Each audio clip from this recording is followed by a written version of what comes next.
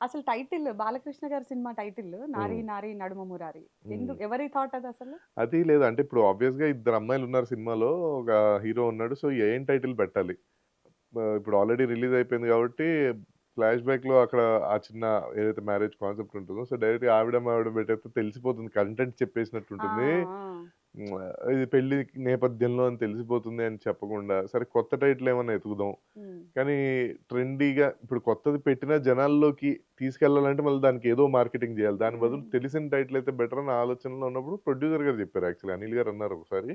నేనది హీరోకి జెప్తే హీరో గారు ఇమ్మీడియేట్‌గా బావుందని హ్మ్. ఆయనకి బాలకృష్ణ గారికి కొంచెం మంచి పర్సనల్ ర్యాపో ఉండటం వల్ల ఆయనే ఫోను జేసి అడిగారు. అడగంగానే ఆయన ఇమ్మీడియేట్‌గా హ్యాపీగా అండ్ వాళ్ళ 'అన్‌స్టాపబుల్' షోలోనే ఆ టైటిల్ లాంచ్ చేసి హ్మ్. ఆయనే ముహూర్తం పెట్టారు. టైటిల్ లాంచ్ ముహూర్తం పెట్టి హ్మ్. ఆయనే లాంచ్ చేశారు. సో, దానివల్ల ఇయన్నీ బాగా ప్లస్ అయిందని మేము అనుకుంటున్నాం. బాలకృష్ణ గారు కూడా ఫుల్ హ్యాపీ ఫీల్ అయ్యి ఉంటారు కదా! ఆ! సినిమా రిలీజ్ తర్వాత శర్వా గారు ఫోను చేసి "thank you sir me title వల్ల మాకిదంటే" "నేనే నీకు థాంక్ యూ చెప్పాలి. నా పేరు నిలబెట్టావు" అని ఆయన చెప్పారట. Very happy. ఆ!